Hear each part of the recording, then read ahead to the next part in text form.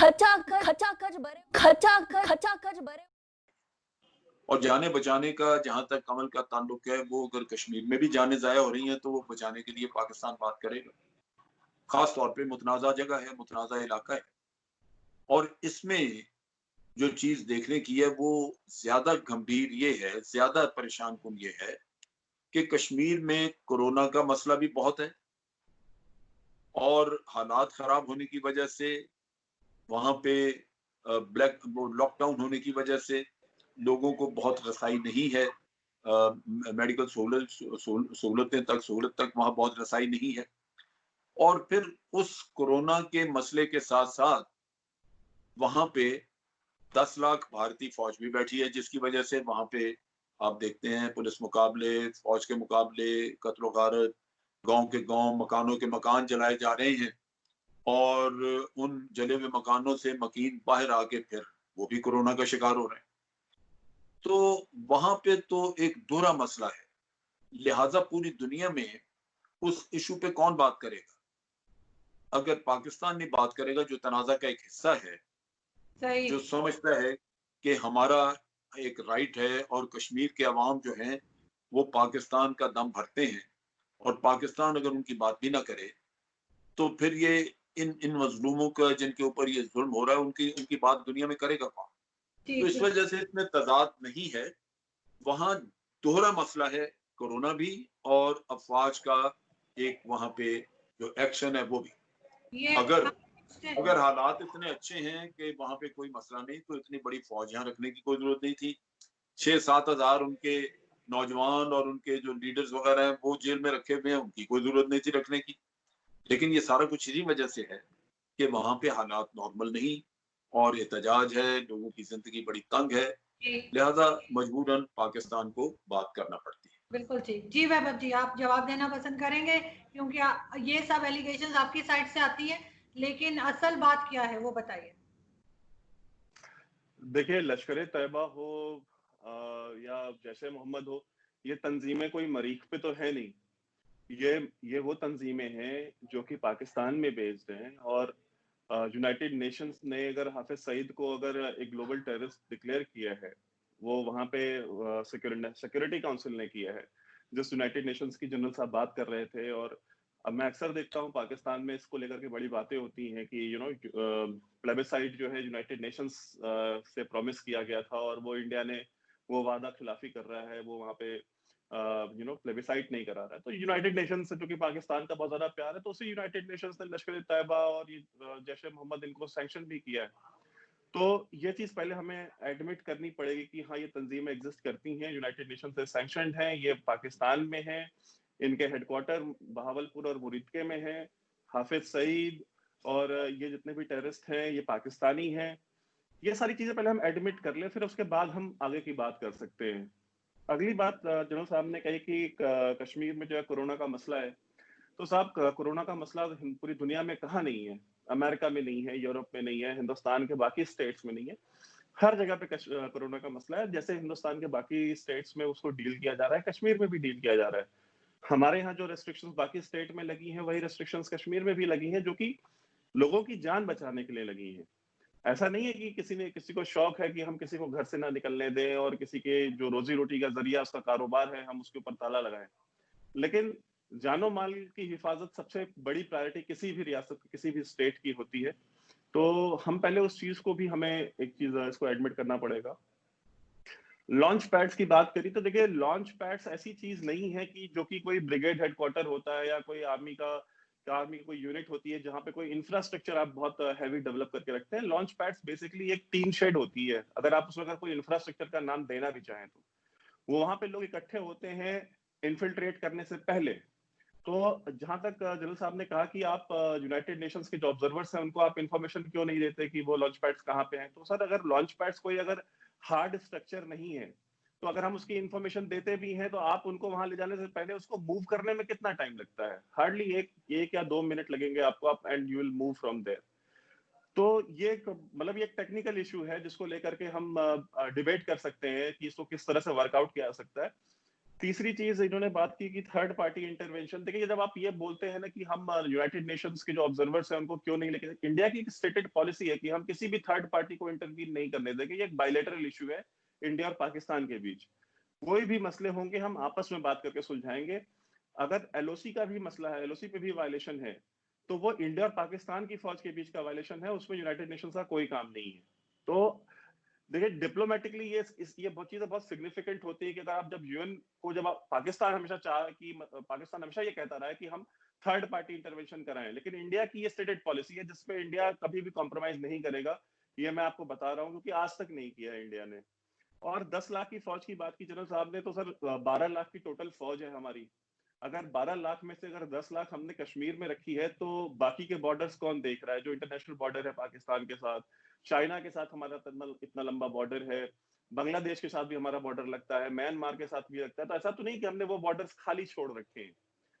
वहां पे भी हमने बॉर्डर पे वहां पे भी आर्मीज है हमारे, आर्मी की कितनी सारी रेजिमेंट्स हैं, उनके रेजिमेंटल सेंटर्स हैं, वहां पे भी फौज है, कंटोनमेंट्स में भी फौज है। तो अगर, तो ये जो नंबर्स है ये पाकिस्तान में अक्सर एग्जेजरेट किया जाता है कि 10 लाख की फौज है, कोई कहता है 7 लाख की फौज है। उतनी स्पेस नहीं है कश्मीर के अंदर। और कश्मीर के, अगर मैं आपको बताऊं, मैं कश्मीर जाता रहता हूं, मैं मेरा काफी वक्त वहां गुजरता है। कश्मीर के अंदर फौज नहीं है, सिर्फ एलओसी के ऊपर फौज है। जो बॉर्डर एरियाज है वहां पे फौज है। कश्मीर के अंदर का जो इलाके है वहां पे सीआरपीएफ डिप्लॉयड है, जो कि एक पैरामिलिट्री फोर्स है। जैसे आपके यहाँ रेंजर्स हैं, वो एक पैरामिलिट्री फोर्स है, उसका फौज से कोई लेना देना नहीं है। और एक चीज जनरल साहब से मैं ये गुजारिश करूंगा कि जब ये तबसरा करते हैं कि वहां पे जहरियत हो रही है, देखिए ह्यूमन राइट्स वायलेशंस कश्मीर में हुए हैं, इस चीज से किसने डिनाई किया आज तक? हमारे जो आज सीडीएस हैं, जनरल बिपिन रावत, क्या उन्होंने कभी इस चीज, जब वो आर्मी चीफ थे तो क्या उन्होंने डिनाई किया? किसी भी फौजी अफसर ने कभी डिनाई किया? कभी किसी डिफेंस एनालिस्ट ने आपको इस चीज को डिनाई किया कि नहीं वहां पे कोई ह्यूमन राइट्स वायलेशंस नहीं? कोई भी कॉन्फ्लिक्ट जोन है वहां पे ह्यूमन राइट्स वायलेशंस होंगे, लेकिन इंडिया में यह है कि इंडिया में उसके खिलाफ कार्रवाई हुई है। हमारे यहाँ फौजियों के कोर्ट मार्शल्स हुए हैं ह्यूमन राइट्स वायलेशंस के ऊपर। लेकिन इस तरह की कोई एग्जांपल अगर पाकिस्तान में मिलती हो, तो मैं जनरल साहब से जानना चाहूंगा कि ह्यूमन राइट्स वायलेशंस के ऊपर कभी बलूचिस्तान में या फाटा में या नॉर्थ वजीरिस्तान में कभी कोई ह्यूमन राइट्स वायलेशंस के ऊपर किसी सीनियर फौजी को कभी कोर्ट मार्शल किया गया हो, तो वो मुझे इस चीज के बारे में एनलाइटन करें। तो ये मैं ये एट लास्ट मैं सिर्फ इतना सबमिट करना चाहूंगा कि देखिए, कश्मीर एक ऐसा इशू है जिसके ऊपर सेंसिटिविटी दोनों तरफ है।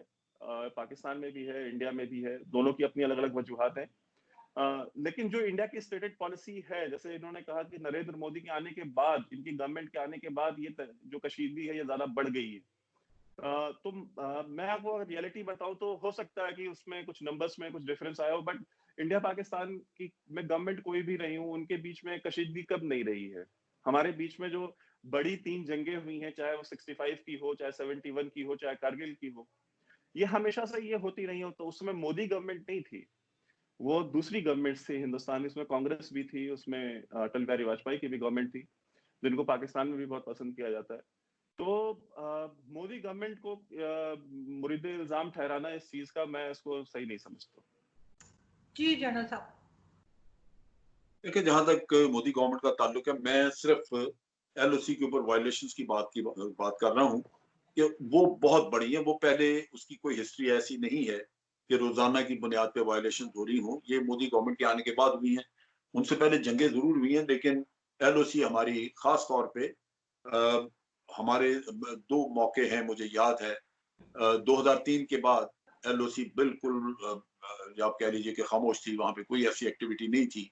और 2003 में एक अंडरस्टैंडिंग हुई थी जनरल मुशर्रफ के वक्त में कि एलओसी को काम रखा जाएगा और भारत को इजाजत दे दें कि भारत वहां पे फेंसिंग कर ले। उससे पहले फेंसिंग हम नहीं करने देते थे। जब भारत फेंस लगाने की कोशिश करता था, हम गोलाबारी करके तो उस कोशिश को नाकाम बना देते थे। और ये इसी वजह से हुआ कि उस वक्त जो वहां से इन्फिल्ट्रेशन वगैरह करते थे लोग, उनको रोकने के लिए ये तय पाया कि पाकिस्तान ये ताउन करेगा ताकि लोग जा ना सकें और भारत अपनी फेंसिंग करे। भारत ने बिल्कुल फेंसिंग मुकम्मल की। और 2004, बल्कि जब हमने इनको रोका, इन लोगों को जो जाते थे वहां पे उस जमाने में इन्फिल्ट्रेट करते थे, तो वो हमारे खिलाफ हो गए। यानी आपको याद होगा कि पंजाबी तालिबान बने यहाँ पे, जो हमारी इस पॉलिसी के खिलाफ थे कि आपने कश्मीर में जाने से क्यों रोका। हुकूमत पाकिस्तान ने जब इनको रोका तो हमारे खिलाफ ये मुख्तलिफ तबके जो थे या मुख्तलिफ ये जो पार्टियां थी, ये लड़ना शुरू हो गई। कुछ तालिबान का हिस्सा जाके बन गई ग्रुप्स का, और कुछ पंजाबी तालिबान का निकला एक अलहदा, और इन्होंने बहुत बड़े बड़े वाकयात किए। और जैसे ये अलहदा हुए पाकिस्तान से के खिलाफ हुए, तो ये अफगानिस्तान चले गए और अफगानिस्तान से इंडियन इंटेलिजेंस के हाथ खेलना शुरू हो गए। अब बात यहाँ ये समझने की है कि पाकिस्तान ने ऑफिशियली 2003 के बाद ये काम नहीं होने दिया, और अगर होने दिया जाता तो फिर पाकिस्तान की जैसे पॉलिसी थी पहले कि आप कश्मीर में फेंस नहीं लगा सकते, पाकिस्तान ना लगाने देता। हमने पहले इतने साल फेंस नहीं लगने दी, जब भी ये लगाने की कोशिश करते थे हम वहां पे गोलाबारी करते थे और वो खत्म हो जाता था। तो ये लगाने दी।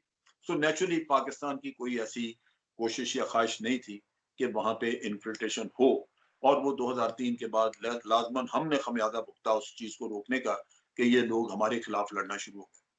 अब चीज ये है कि लश्कर तैयबा या जैश ए मोहम्मद जिसका शुरू में जिक्र किया आपने, ये वो ग्रुप हैं जो किसी जमाने में ये जिहाद को प्रमोट करते थे, लेकिन 2003 के बाद जब इनको वहां से इनके कैंप उखाड़े गए तो फिर इनका भारत का फोकस हट गया, ये फिर हमारे खिलाफ लड़ रहे। अब यहाँ पे मुश्किल ये है कि यहाँ पे एक पार्टी या लश्कर तैयबा आप कह लीजिए यहाँ मौजूद है, आप इल्जाम लगाते हैं एक वाक़े का जो भारत में होता है और कहते हैं जी कि इन्होंने किया है। अब मुझे सबूत चाहिए क्योंकि मैंने यहाँ उसको अदालत में ट्रायल करना है। जब सबूत नहीं आता वो अदालत से छूट जाते हैं। आप इसको यूं देख लें कि समझौता एक्सप्रेस का केस है, मिलगांव का है, भारत में लिंचिंग्स हैं, मुसलमानों की तहस नहस उनको कर दिए, जितने भी केसेस हैं वही हुए, वही कातिल, वही सबूत, हर चीज वहां। किसी को सजा हुई? अगर हुई तो मुझे बता दें। यानी अदालतें उस जुर्म में मुकम्मल तौर पे शरीक हैं, ये सबूत तो वहां है।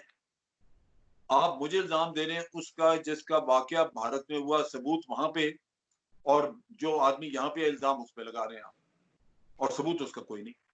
सो नतीजा ये कि हमारे लिए ये बहुत मुश्किल है कि अगर कोई ऐसा नॉन स्टेट एक्टर अगर कहीं कुछ कर भी रहा हो तो उसका पहली बात तो ये कि बड़ी ज्यादती होगी अगर आप हुकूमत पाकिस्तान को मोरद इल्जाम ठहराएं, और अगर ठहराएं तो फिर आपको सबूत चाहिए, और सबूत आज दिन तक किसी चीज का कोई नहीं आया।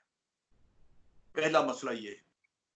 दूसरी बात ये है कि जहां तक यूनाइटेड नेशन के ऑब्जर्वर्स का यह ताल्लुक है कि आप कहते हैं जी लॉन्च पैड जो है वो यूं हवा में उड़ जाएंगे, तो फिर आप जिक्र क्यों करते हैं लॉन्च पैड? मैंने इनके जनरल जो नरान ये है नरानवे या क्या नाम है उनका, नरावने नरावने, जनरल नरावने का मैंने बयान पढ़ा। उन्होंने पूरा ये छपा हुआ मेरे पास वो आर्टिकल है जिसमें उन्होंने कहा जी हमने 14 लॉन्च पैड आइडेंटिफाई किए हैं, हमें पता है कश्मीर में इतने हैं फला जगह। इससे तो ये लगता है कि प्रॉपर कोई इंफ्रास्ट्रक्चर मौजूद है, कोई फैसिलिटी मौजूद है जो आपने आइडेंटिफाई की। अगर वो ऐसे ही है कि घंटे में गायब हो सकती है तो फिर वो लॉन्च पैड तो ना हुआ। अगर मैंने इसी तरह की कोई फैसिलिटी बनानी है तो आज मैं एक जगह पे बनाता हूँ, कल मैं 10 किलोमीटर दूर कहीं जाके बना देता हूँ, तो आपको क्या पता चला कि कहाँ क्या है? तो उन्होंने 14 आइडेंटिफाई किए और बताया कि जनाब 14 है। हमने ये कहा उसके जवाब में हमारे फॉरेन ऑफिस ने कि अगर आपको ये पता लग गया है कि 14 हैं और उनकी इंफॉर्मेशन मौजूद है कहाँ है, तो हमें ना बताएं कि वो कहाँ पे है, आप यूनाइटेड नेशन को बता दें, वो अपने ऑब्जर्वर्स को टास्क दें कि वो जाके वहां पे चेक कर लें। हम तो नहीं रोक रहे उनको, हम तो नहीं, हमारी तरफ से तो वो वैसे भी आजाद है कि जहां जाना चाहें जाएं, कश्मीर में वो जिधर भी जाना चाहें। पाकिस्तान में उनके ऊपर कोई रिस्ट्रिक्शन नहीं।